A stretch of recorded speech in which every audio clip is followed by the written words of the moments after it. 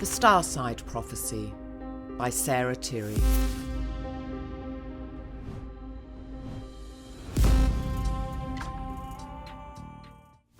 Read by the author.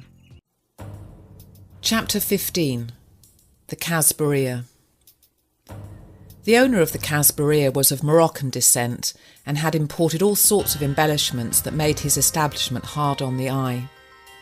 The Arabian decor, a tribute to the time when the Moors ruled Spain, was cheap and vulgar, but few cared or even noticed. There were too many welcome distractions. Belly dancers gyrated in front of those whose wives would not, and the hookah pipes, frequently sucked on but seldom sanitised, supplied nicotine to those whose focus was dedicated to the pursuit of escape. To improve profits, the drinks were expensive, which had the added advantage of keeping out the riffraff. Frankincense covered up the aroma wafting from the carpet stains hidden by the low lighting, but it was clear what the bar was: a seedy meeting place for those looking to escape their seedy lives. The Count had not yet reached the state of belligerent euphoria necessary to rid him of his anxiety, and so he ordered another bottle of cognac from the bartender to help complete the project. The Count, sitting stiffly on a red velvet bar stool, was dressed in carefully chosen tailored clothes and adorned with accessories that would catch the eye of any dandy. In a mirror behind the bar he watched himself swirling the contents of his glass. The Count then began moving his head in small movements to survey his face from all angles. What he saw was not pleasing. The Count was sick with hepatitis and had worn a yellow shirt to offset the jaundiced pallor of his skin. His doctor had put him on a strong regimen of antibiotics to help hold at bay a recent flare-up of syphilis, and he had ordered his patient not to drink.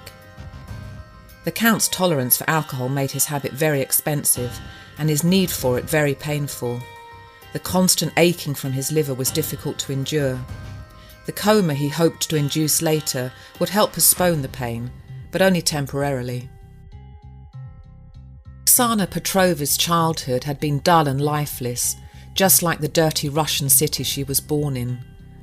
When, at age 13, she saw a copy of Vogue on a train back from Moscow, she knew what her life was supposed to be like. Oksana wanted to feel luxury: satin sheets, silk scarves, perfume and jewellery. All she needed was someone to pay for it. Oksana's grandmother had told her that she must meet a nice doctor who would adore her in a way that made her happy, including funding shopping trips and vacations. Oh, how she wanted to travel the Mediterranean and learn Spanish. She had picked up English quite quickly, and her grandmother told her that she had a gift for languages, and this was good. Oksana's father was a steel worker, and her mother the tired bearer of his 8 children. Her mother had never travelled beyond the city she was born in. Oksana vowed this would never happen to her. When Oksana took a job on the cruise ship, her grandmother was very happy for her. She had prophesied that her granddaughter would meet a nice doctor among the travellers. Oksana's limber body made her the perfect candidate for the demands of performing cabaret, and her job on the ship was highly prized by those of her background. It had sounded so glamorous at first, and it was for a while, but the nights were long and repetitive, and the cheap costumes sickened her. Every night she retired to the tiny cabin she shared with a Filipino waitress, stared at the ceiling and formulated her exit strategy. Oksana felt that her beauty must surely mean she didn't have to work. Her grandmother had once told her to use her good looks to her advantage because this was her biggest asset. The ship was due to set sail again that night from Barcelona, the present port of call, but Oksana walked off the ship without a backward glance. She melted away into the heart of the city, carrying only a small suitcase and her purse. Her dreams were safely in her head, where no one could touch them. That night she met a young man in a cafe. He was handsome, but obviously not a doctor. Over a plate of paella, which he paid for, the young man told Oksana that he was a university student and had no idea what he wanted to do with his life. Oksana told him that she was an illegal immigrant, but knew exactly what she wanted to do with her life. She told him that she had absconded from the cruise ship and was beginning her future right there that night in Barcelona. Oksana told the young man about her dreams, and he laughed at her innocent honesty. She was a child in a woman's body. Oksana slept next to the young man that night in a low-budget hotel room, which he also paid for. It was a sweet and sincere encounter. The following morning, the young man told Oksana that he had to leave Barcelona that afternoon to travel back to his home city. "My mother is sick and my father is very distressed." "I'm very sorry to hear that," said Oksana. "Is she going to be okay?" "No. She has stage 4 cancer and the doctors have sent her home.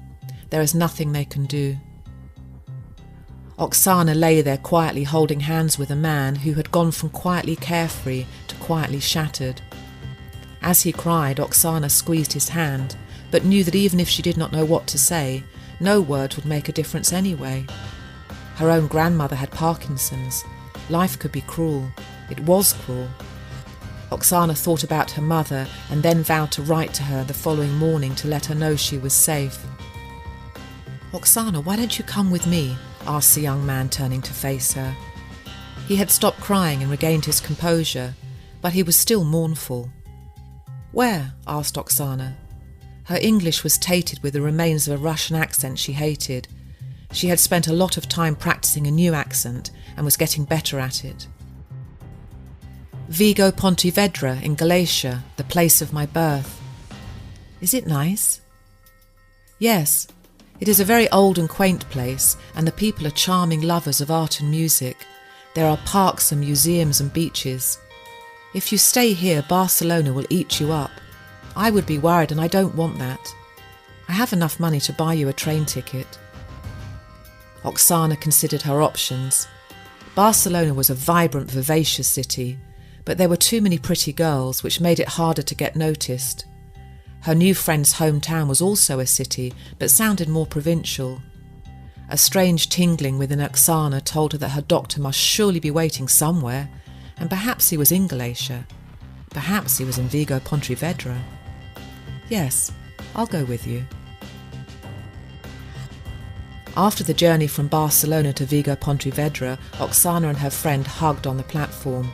They knew they would never see each other again, and were at peace with that. Oksana knew the type of man she wanted to marry, and her new, albeit very temporary friend knew it wasn't him. "Goodbye and thank you. You have been so kind, and I will pray for your mother to get better. I really will." "Thank you." The young man kissed Oksana on both cheeks. Oksana walked with him to a taxi stand at the front of the train station. As the car pulled away, she waved until he was out of sight. She then went back inside. She had forgotten him in less than a minute. "Excuse me, signor, I would like to know the most exciting place to visit in the city." The man behind the glass partition looked Oksana up and down, firstly at her tight-ribbed sweater, and then up to her pouty mouth smothered in glossy red lipstick. She was definitely foreign, probably just another immigrant who sold her body for euros. "The Arabian Quarter," he said flatly. The Count was starting to feel more relaxed. His liver was still throbbing, but it was getting easier to ignore. The music bothered him, however. He preferred Wagner to the whining sounds of Andalusian music, but the more cognac he swallowed, the easier it was to bear. The cigar selection was poor, but he knew where he was, and it wasn't the Ritz. He lit the cigar and blew the smoke into the chandelier above the bar, which was missing several bulbs. The Count focused his attention on the bartender, whose cologne was offensive. He was classically handsome in his 30s, but his physique was overworked and his pants too tight. The bartender acted as if he was in a movie, juggling shakers and sliding elaborate cocktails down the bar as if this circus was somehow impressive. The Count knew who the bartender really was, just another sordid little imposter with a secret life he would never admit to.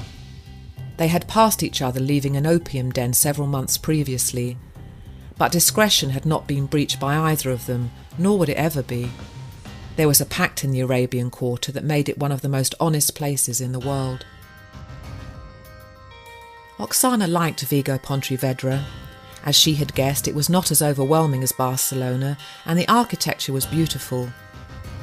She bought a handmade black and white beaded purse from a street vendor for only a few euros. Miguel, the vendor, had a glass eye and a club foot, but Oksana thought he was very sunny and kind.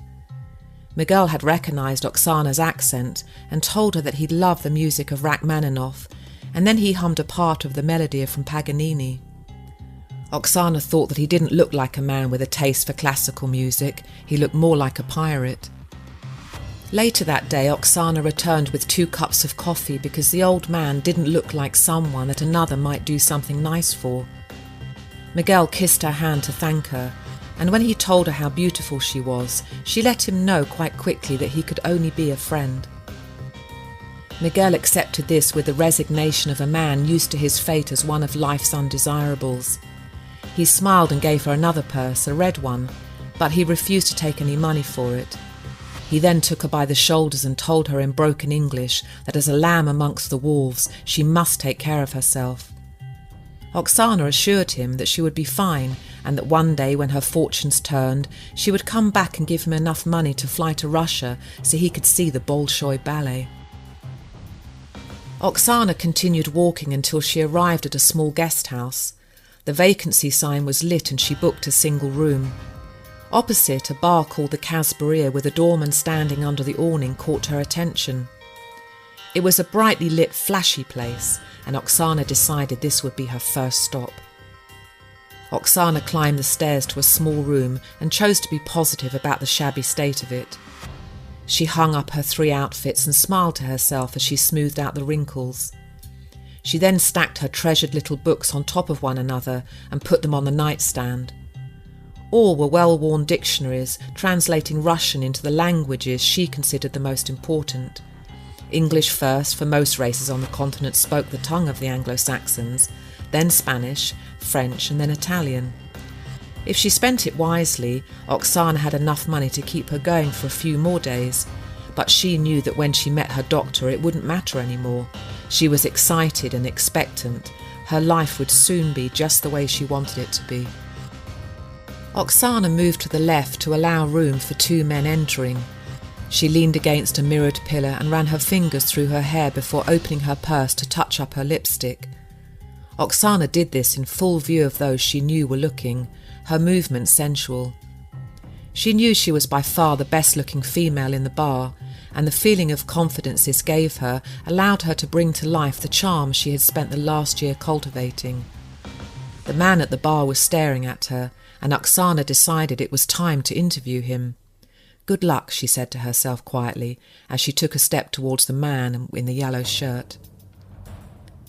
The Count hadn't taken his eyes off the blonde bitch, and when she approached him, as he knew she would, he was ready for what he intended to be an interesting seduction. Oksana sat on the bar stool next to him and crossed one leg over the other at the thigh. She put her purse on the counter and removed a packet of cigarettes, knowing that he would light it for her. "Good evening," she said. The bitch spoke English with a Russian accent. "You smell," said the Count, lighting his own cigarette but not hers. "I know," Oksana replied. "Joy by Jean Patou." "Ah, a very costly perfume, which is why you wear it. How very obvious of you." Oksana was unsure of whether the Count was being playful or rude, but she decided to maintain her composure in order that she might pursue her exploration. "My name is Oksana. Yours?" "Viscount Lucera Eduardo Fernandez Aguado. You may address me as my lord." "Well, my lord, you may address me in any way you wish, but only if you look into my eyes first." The Count did not look at her. Oksana reached nonchalantly for the Count's cigarette case. It was monogrammed with his initials and made of crocodile skin trimmed with shiny 9-carat gold embedded into small square sections of smooth cream ivory. The Count felt like stubbing his cigarette out on the back of her hand for being so impertinent, but he restrained himself. For now he was prepared to overlook the fact that the gold-digging bitch had no manners. Oksana wanted to ask the Count a set of well-rehearsed questions. Where he was educated, what he did for a living and where he vacationed, but she decided to delay her questioning until he was more pliable. Oksana rested her hand on the Count's knee, tempting him with a prelude of what could be. The Count was sickened by her blatant physical touch, and if no one had been watching, he would have grabbed the Slavic bitch by the hair and pulled her off the bar stool.